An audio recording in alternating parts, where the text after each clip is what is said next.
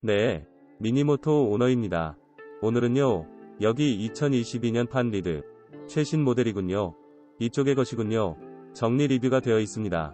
그럼 일단 구형이랑 뭐가 다른지, 그리고 실제로 탄 소감은 어땠는지, 그리고 말이죠. 이 외형 이외에도 특이한 점이 많이 있기 때문에 실제로요 알기 쉽게 리드 쪽을 해설하고 싶습니다. 우선 바뀐 부분은 5mm 전장이 늘어났습니다. 잘 모르겠네요. 역시 그리고요, 차량 중량이 2kg 상승, 나머지는 엔진이 SOHC 순행 단기통 4밸브가 되어 2밸브에서 4밸브로 바뀌었습니다. 그리고 보아 X 스트로크 53.5 곱하기 55.5mm 그리고요 이전에는 52.4 곱하기 57.9, 압축비도 11.5가 되어 0.5%포인트 올랐습니다. 마력은 수치는 올라가지 않았지만 회전수가 250 오르고 그리고 최대 토크도 1Nm가 있고 250 회전수가 올랐습니다. 연비는요 1km 떨어졌고 나머지는 배기가스 규제가, 이쪽은 2019년 최신 모델입니다. 통과하는 모델이 되겠습니다. 마지막으로요, 이 동영상의 맨 마지막에 연비 검증으로 공회전 스톱을 사용하지 않는 상태에서의 연비 쪽이군요. 마지막으로 전해드리도록 하겠습니다. 그리고 달라진 점은 ESP에서 ESP 플러스 머니에도 스마트키로 바뀌었고, 그리고 USB, PCX로 바뀌었습니다. 그리고 최고네요. 개인적으로는 본 순간에 생각한 것은 지금부터 저 앞에서 뒤로 걸쳐 이야기를 나눠가는데 고급스러움이 더해졌네요. 역시 여기는 국내판뿐이라고 생각합니다만 미러가 말이죠. 실제로 바뀌어서 타보고 체감을요. 솔직히 전달해드리도록 하겠습니다. 네, 그럼 우선은요. 여기 보시는 대로군요. 상당히 고급스러움이 증가했다고 생각합니다. 네, 어떠신가요? 포지션 라이트도요 LED로, 그리고 로우빔 하이빔 모두 차에서 차로 반사되어 매우 보기 쉬웠습니다. 그리고 여기 프론트의 흙바지 팬더네요. 저미료 프론트 팬더도 꽤 길네요. 프론트 팬더는요 본체의 바디로 분류되어 있습니다. 디스크 브레이크, 이쪽이 말이죠. 디스크 브레이크의 프론트 휠, 그리고 타이어의 이즈입니다. 사이즈가 타이어 사이즈가요 여기 엑시스와 비교하면 폭이요 12쪽이 좁습니다. 그리고 PCX 나 엑시스와 비교하면요 이쪽이 110cc와 비슷한 주행감 접지 면적이 좁고 삐걱거렸네요. 시가지 주행에 적합할까 개인적으로는 생각했습니다. 지금 110cc 주소가 사라지고, 그리고 말이죠 이런 소형 통근 쾌속인 것 같네요. 오토바이가 적다고 생각하기 때문에 가속 검증이나 최고속 동영상에서 이야기하고 있었습니다만 원조 통근 쾌속 주소의 환승처로는요 좋을 것 같아요. 그리고 가격이네요. 네, 이 타이밍의 가격입니다만 통근통하게 말이죠. 역시 너무 비싼 것도 그렇지만 최근 상당히 오토바이가 오르고 있습니다. 배기가스 규제를 돌파하기 위해 만들어진 최근이네요. 방송된 오토바이 같은 것은요 정말 4만엔 올랐습니다만 이쪽 리드 125는요 가격이 현재 세금 제외 30만엔 그리고 색상에 따라 다릅니다만 324,500엔 또는 33만엔으로 되어 있습니다. 참고로 이거 타고 있는 게 매트 테크노 실버 메탈릭. 필요 없네요. 이쪽 매트 테크노 실버 메탈릭 이쪽이 말이죠. 가격이 비싸져서 현재 이쪽이네요. 동영상 표시하고 있는 이 모델은 324,500엔입니다. 이 모델은 작년 모델보다 약 1만엔 밖에 인상되지 않았는데 이만큼 개량되어 있기 때문에 상당히 이득이 있어 환승지로서는 상당히 좋다고 생각합니다. 네, 그리고 다음은 미러. 이쪽이군요. 1, 2, 3, 4, 5와 오각형입니다. 개인적으로는요 이거 동영상에서 지금 낸 것 같은데 이 손이 아랫부분 안 찍힌다는 거랑요 역시 엑시스 Z라든가 구식 리드까지는요 이게 보안장치 미러가 말이죠. 개인적으로도 ESP 플러스가 돼서 경량 모델 토크를요, 그리고요 엄청 산에 왔는데 경사가 대단하지만 굽이굽이 올라가래요. 이제 ESP와 정말 몰라볼 정도군요. 같은 오토바이라고는 생각되지 않습니다. 가장 가깝다고 하면 에어블레이드 같은 오토바이입니다만 상당히 매니아적이라고 생각합니다만 정말 몰라보았습니다. 그만큼 있어서요. 그래서 1만엔의 변화, 정말로 단돈 1만엔이라고 생각해버렸습니다. 정도의 변화입니다만 이 미러에 관해서는 솔직히 앞이 더 나았을까요? 네, 어느 쪽인가 하면 리드는 역시 통근통하게 다리이기 때문에 좀 더 보이는 범위가 큰 미러 쪽이 좋았습니다. 스포티 타입이라면 좋겠다는 것이 개인적인 의견입니다. 나머지는요, 여기 브레이크 레버 같은 거요. 그리고 핸들 스로틀 여기에 관해서는 변경이 없는 것 같습니다. 혼다 등의 각인도 없고, 그리고 여기 바인드도 특별히 블랙으로 뭔가 사회스러운 것도 아닙니다. 그리고 여기 미터기 주변이에요. 미터 주변은요. 예전에 9모델 탔을 때요. 통근 통학이라면 부탁이에요 혼다씨. 시간을 넣어달라고 했습니다만 들어있습니다. 현재는요. 리뷰하고 있을 때는 4시 13분이지만 동영상 찍고 있을 때는 다르다고 생각합니다만 이쪽이네요. 킬로, 오드, 트림미터와 현재 시각이 표시됩니다. 이것도 진화네요. 이걸 기다렸다면 그냥 화면이 작은 분량이네요. 여기 전자 패널이 작아서 표시되는군요. 항목이 하나. 요점은 오드를 보고 싶은지 트립을 보고 싶은지 시간을 보고 싶은지 말입니다. 두 가지 이상 선택할 수 없습니다. 그리고 그 위에 연료계라고 합니다. 이쪽 디자인도 그대로입니다. 나머지는요. 이쪽 등화류 방향 지시등과 수온계 하이빔 공회전 정지 경고, 그리고 가운데의 속도, 타코미터가 없다고 하네요. 그리고 가운데는 스마트키의 이쪽 것이군요. 경고등이 켜졌다는 것을 이번부터 말씀드리지만 스마트키이기 때문입니다. 나머지는요. 그 전에 로우빔과 하이빔 핸들 주위의 버튼 종류군요. 아래의 방향 지시등, 방향 지시등입니다. 딱뿐이네요. 작은 소리가 들립니다. 그렇지만 주위에 들려주는 것 같네요. 의미라든가 자신이 평범하게 달리고 있어서 잘 들리지 않기 때문에 정말 정차하지 않으면 보행자가 눈치채지 못하는 수준의 크기로 되어 있습니다. 그리고 공회전 정지입니다. 이번에는 사용할 수 없어요. 그리고 여기 해외판이라면 여기에 방향 지시등 이외에도 해저드가 있기 때문에 일본판이라면 사라져 있네요. 셀 그 밑에 열쇠로 되어 있는 UBEREATS 배달원 분들이죠. 매우 인기 그 이외의 배달원 분들 또 그럴 것 같은데 키리스예요. 왜냐하면요. 저 아무것도 없어요. 네, 키리스 모델이군요. 원동기장치 부착이 안 된다는 분은 깜짝 놀랄지도 모르지만 아무것도 가지고 있지 않습니다. 클릭해서 네, 조금 더 있어야 했는데 이 속도 측정기가 140km까지 갔다가 돌아가서 누르는 것이 좋습니다만 지금인 것 같네요.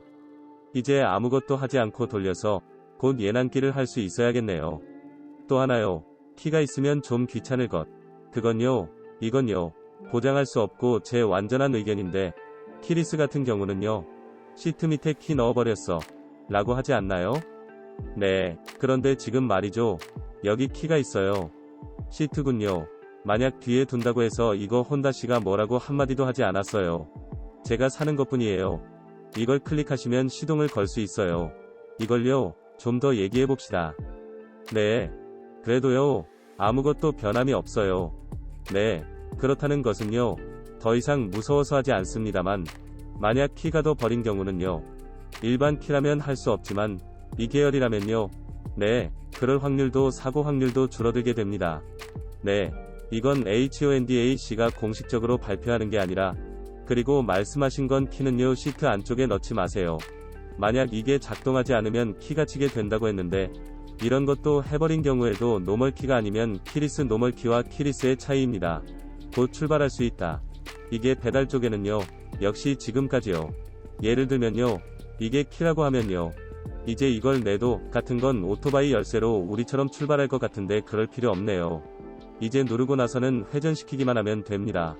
왼쪽 2번이요. 회전시키면 시작할 수 있고 셀을 하는 상태네요. 한 번만 클릭하지 않으면 이쪽 회전할 수 있게 되어 있지 않다는 것도요. 물론 자물쇠 때문입니다. 오른쪽으로요. 그러면 이쪽이군요. 핸들 잠금이 걸려요. 그렇습니다만 핸들은 일반 원동기 장치와 마찬가지로 왼쪽으로 꺾어도 일단 없으면 핸들 잠금이 걸리지 않습니다. 2번요. 왼쪽에는 이쪽 셀을 누를 수 있다는 이야기였는데 왜 셀 스타트를 할 수 있냐면 왼쪽으로 한 개만 돌려야 해요. 이쪽이죠. 예를 들면 퓨얼 갖고 싶네요. 네. 이건 PCX 이런 거 말이죠. 비슷한 구조로 되어 있어요. 그리고요. 이번에 PCX와 달리 리드는 누락이 있는지 없는지 생각했습니다만 호크네요. 이거 간이 보고에 사복 가능했습니다만 확실히 개폐식이네요.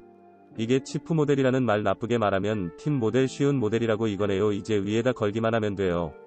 그런데 이렇게 해서 봉지나 이쪽은 설치가 용이하다고 합니다. 참고로 시트 아래에 이 적재 중량에 관해서는 쓰고 있습니다. 그리고 여기 특이한 부분 C타입이네요. 여기 글러브 박스요. 4.5V 3A 또는 볼트 3A로 이쪽이군요. 충전할 수 있습니다. 그런데 타입C가 뭐길래 핸드폰이네요. 구글 밑줄 픽셀 충전하고 있었는데 USB라면 충전이 안 돼서 이런건요. 밑에 약간 제휴 링크 붙여놨는데 아마존이네요. 이런 거네요. USB 변환을 오늘 드리는 걸로 이런 느낌이네요. 충전할 수 있어요. 근데 좋은 건요. 이거 그대로네요. 이 안에서 충전할 수 있기 때문에 비 오는 날에도 충전이 가능하게 되어 있습니다. 그 정도네요. 지금 영상이 나오는 대로 스마트폰도 들어가고 페트병도 하나 예쁘게 들어가도록 설계되어 있습니다. 모바일 배터리라 하더라도 말이죠. 네, 꽤 가로가 길 것 같은 것도 넣을 수 있고, 제가 넣은 스마트폰은 구글 밑줄 픽셀과 OPPO이 조금 큰 것입니다만 이름을 잊어버렸기 때문에 아이폰 데커 스마트폰이라 하더라도 말입니다. 쉽게 수납할 수 있기 때문에 이것은 수납 공간으로는 있네요. 네. 다만 예전과 비슷하네요. 이 플라스틱에 좀 망가질 것 같은 느낌은요. 좀 부인할 수 없네요. 네. 좀 망가질 것 같아요. 놔줘요. 이쪽 떠날 대로. 전강이 방범 같은 것은 아무것도 없기 때문에 스마트폰을 넣은 채로 어딘가 가버리면 쉽게 누구나 올려버리므로 주의할 필요가 있습니다. 그리고 퓨얼이네요. 이전부터 클레임이 많이 있었는지 모르겠지만 주의 급유 노즐을 안쪽까지 꽂아주십시오. 자동 정지 후에는 추가 급유하지 말라고 한 문장이 적혀 있습니다. 이전이네요. 여기 급유할 때요. 저 동영상에서 넘쳐났는데 그게 있어서 그런지 그렇지 않다고 생각합니다만 제대로 리드에는 써 있었네요. 주의문이. 네, 역시요. 여기 급유 방법은요. 급유하기 어려운 것 같네요. 그건 혼다 시도요. 이해하시는 것 같아요. 다음은요. 이쪽 발판입니다. 네. 풀플랫으로 되어 있습니다만 다리는요. 뻗을 수 없습니다. 제 발 크기네요. 여기 30cm, 신발은 29cm입니다. 꽤 크기 때문에 별로 참고는 되지 않지만 발을 놓았을 때, 그리고 신발을 놓았을 때, 그리고 가방을 놓았을 때입니다. 내 가방도요. 둘 수는 있지만 나머지는요. 시트 아래의 매력에 대해서요. 나중에 소개하면서요. 가방도 시트 아래에 실은 들어갈 수 있었기 때문에 지금은 넣지 않은 상태이지만 여기도 둘 수 있는 나머지는요. 여기는 미끄럼 방지되어 있고 나머지는요. 여기 한가운데로 다가가면 이 부분은 만물부네요. 이것도 간이 미끄럼 방지라고 생각합니다. 가운데는 아무것도 없어요. 네, 나머지는 이쪽 사이드 스탠드와 센터 스탠드입니다. 그리고 원 푸시식은 아니지만 텐덤 스텝이 달려 있습니다. PCX 동사에 PCX 이런 거 하면 여기 누르면요. 나와요. 그런데 이거네요. 좀 꺼내줄 필요가 있어. 딱히 거기에 말이죠. 그렇게 불만 같은 건 없습니다만. 네, 그리고 원조 통근 통합 강좌, 통근 쾌속으로 모래 위에서 플랫 시트군요. 이 시트라는 것도 하나 볼까 생각합니다. 이거네요. 화상 옆에서의 영상입니다만 보시면 아시겠지만 꽤 괜찮네요. 플랫이라고 생각합니다. 사람에 따라 만약 하기 쉽고 2인승도요. 이 시트의 길이라면요. 어떻게든 해낼 수 있을 겁니다. 라고요. 나중에 이쪽 것이군요. 시트 길이가 나누어져 있습니다. 장거리네요. 이번에 80km 정도 달렸습니다만 이쪽 시트에 관해서는요. 조금 부드러운 편이라 PCX네요. 조금 더 시트가요. 미끄럼 방지 기능이 강하고 그리고 딱딱한 편입니다만 리드 125 쪽은 조금 더 부드러운 편입니다. 그 미끄럼 방지라고 하는 것은 이쪽이 더 약한 것일까 생각합니다. 그리고 가장 큰 주목점인 시트 아래입니다. 네, 이것은 대단하다고 생각합니다. 역시 변하지 않았습니다만 이전의 것과 리드 125분 요 홍보하는 데 있어서 가장 중요한 점입니다. 네. 넣고 있는 것은요. 여기 15인치 컴퓨터, 그리고 40리터 들어가는 큰 비즈니스 가방, 페트병의 보조 배터리, 스마트폰의 장갑, 그리고 화장 파우치에 나머지는 전자제품 등입니다. 이제 뭐든지 좋습니다. 그리고요. 항상 헬멧은 필요 없다고 합니다만 무려 스팟이 들어갔습니다만 높이가 부족했기 때문에 유감스럽게도 말입니다. 수습은 끊어지지 않았습니다만 가로폭과 말이죠. 좀 제대로 말이죠. 가공되어 있던 것은 가로폭이 확보되어 있었기 때문에 사이즈적으로는 될 것 같았습니다만 가로폭보다 높이가 좀 문제였습니다. 네. 그런데 들어가는 것도 드물기 때문에 다행이네요. 그리고 이쪽이군요. 쿨런트 글자가 있어서 순행입니다만 이쪽이군요. 여기에서 냉각수네요. 줄어드는 상태를 볼 수 있습니다. 그리고 주의할 점은 PCX는 이거 자동으로 개폐가 멈추는데요. 그런 스프링. 그러니까 구조장치는 일절 없습니다. 네, 궁금한 점인데 텐덤을 하는 편이군요. 자주 하니까 주의입니다만 이거 조금 금속인데 조금 플라스틱 같네요. 네, 금속이에요. 아마 네, 금속인데 좀 플라스틱 같다는 거랑 그리고 얇아서 좀 잡기 어려워요. 라는 게 개인적인 소감일까요? 어느 쪽인가 하면요. 여기에 관해서는 이 부착 방법은 아무리 봐도 톱 케이스를 붙이는 것 같으니 특별히 우려되는 것은 아닐까 싶어서 이쪽이네요. 크랭크 케이스 구동계와 나머지는 에어 필터, 그리고 말이죠. 뭐니뭐니 해도 ESP 플러스 로고가 들어가 있습니다. 파워네오 어떠셨는지 정말요? 같은 오토바이라고 생각되지 않는 변화였습니다. 우선 PCX 때 말이죠. ESP 산에서의 주행이라든가, 그리고 역시 등반이 말이죠. 정말 느려서 올라가지 않을 거라고 생각했어요. 그런데 150cc로 하면 약간 그게 해소되고 달리기도요. 그냥 달려오지 마, 불만이 없구나, 이런 느낌이었는데요. 그리고 나서요. ESP 플러스가 되고요. 달리기가요. 오르막길에서도 쾌적했던 리드 125는 어땠습니까? 라고 하면요. 리드 125도 마찬가지로 쾌적했습니다. 네. 이제 이건 정말 쾌적해요. 솔직히 엔진만 바꿔도 역시 이만큼 변하는구나 하는 감동이었어요. 네. 정말. 그리고요. 게다가 토크네요. 정말 통근 쾌속이라고 처음에 말씀드린 대로군요. 토크네요.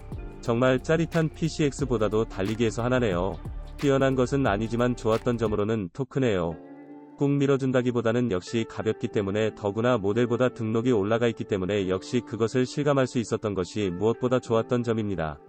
그리고 최고 속도 등에 대해서도요. 자세한 달리기에 대해서는 다른 동영상을 만들었으니 그쪽도 보세요. 좋게 말하면 리어 서스펜션 편을 들기 때문에 수리가 쉽네요. 개인이 관리하는 분은요. 아니면 오토바이 가게에 가져갔다고 해도요. PCX의 카우를 빼는 공임으로 생각하면이라기보다는 수고를 생각하면요. 리드 같은 것이 더 쉽다는 것도요. 타이어 교환이 쉬운 이쪽을요. 한쪽 보유 방식은 동남아시아나 인도 같은 것이군요.